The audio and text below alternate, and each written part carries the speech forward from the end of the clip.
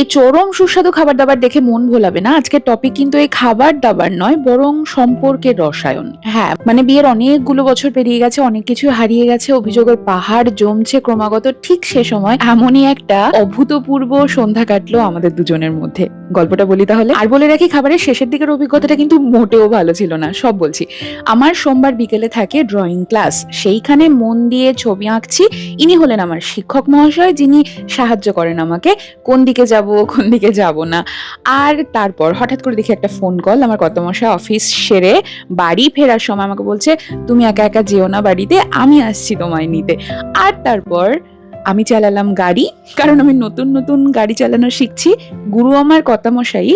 আর চলে এলাম সোজা তিব্বতিয়ান, নেপালিজ, চাইনিজ এরকম কম্বিনেশনের খাবার খেতে, যেটা অনেক দিন ধরে ইচ্ছে করছিল, সেই ইচ্ছেটাকে পূরণ করলাম। যতদূর মনে পড়ে প্রথমে এসেছিল নেপালিজ চিকেন ঝোল মোমো। এইটা দারুণ ছিল খেতে, মানে যতবার মুখে পুড়ছি আরো যেন বেশি করে সুস্বাদু লাগছে। ওরে বাপরে, এটা চরম ছিল খেতে। তো ব্যাপারটা এরকম হয়েছিল। আমি আর সপ্তর্ষ সত্যি জীবনে এখন প্রচুর ব্যস্ত হয়ে গেছি। আমাদের দুজনের একটা ক্যাফে আছে, যেটাকে দুজনেই সামলাচ্ছি। সপ্তর্ষর পার্সোনাল অফিস রয়েছে, আমার কন্টেন্ট ক্রিয়েশন রয়েছে, সর্বোপরি আমাদের একটা সন্তান রয়েছে যাকে মানুষ করতে হচ্ছে। সংসার, কাজকর্ম, এটা ওটা, সারাক্ষণ ব্যস্ততা। আর এসবের মাঝে বিয়ের 9টা বছর পর দুজনের মধ্যে একটুখানি বলবো না, আসলে দূরত্ব কিছুই আসেনি, কিন্তু অনেক কিছুর পাহাড়গুলো জমে গেছে। এটা হয়, আই থিঙ্ক এটা একটা ফেজ, এটা হয়। কিন্তু সেই ফেজগুলোকে কাটাতে তো আমাদেরকেই হবে, তাই ছোট্ট একটুখানি এফোর্ট, কখনো আমি নিই, কখনো ও নেয়। এই যে কি সুন্দর, আমার ছোটবেলাকার মতো, আমার মা বাবার মতো ফোন করলো, আর টিউশন শেষে আমাকে তুলে নিয়ে চলে আসলো। আর তারপরে আমরা এরকম ছোট্ট একটা ডিনার ডেটে এলাম, অনেক দিন পর, সেইটা আলাদা ব্যাপার, শুধুমাত্র দুজনে এলাম।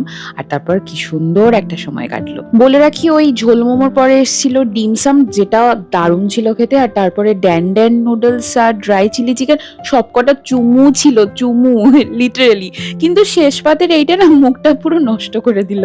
এটা খুব বাজে ছিল খেতে। কিন্তু ঠিক আছে, মিষ্টতা যে বাইরে থেকে নিতে হবে এক্সটার্নালি, সেরকম কোনো ব্যাপার নয়। মিষ্টতাটা আমাদের ভেতরেই রয়েছে। এই যে একটা সুন্দর মিষ্টি সন্ধ্যা আমাদের একসাথে কাটানো, মিষ্টি সময়, এটাই না হয় মিষ্টি হিসেবে থাকুক, ডিজার্টটা না হয় এটাই হয়ে যাক। মাঝে কি খেয়াল করেছিলে যে আমি কতগুলো কাঁচা লঙ্কা ভিনিগারে ভেজানোর টুকরোগুলোকে ক্রমাগত আমার পাতে নিয়ে যাচ্ছিলাম? এইটাই আমি, সবকিছুর মধ্যে ঝাল খুঁজি। এই কমেন্টে বলো তো, আমার মতো কে কে আছো যারা এই লেভেলের ঝাল প্রেমী?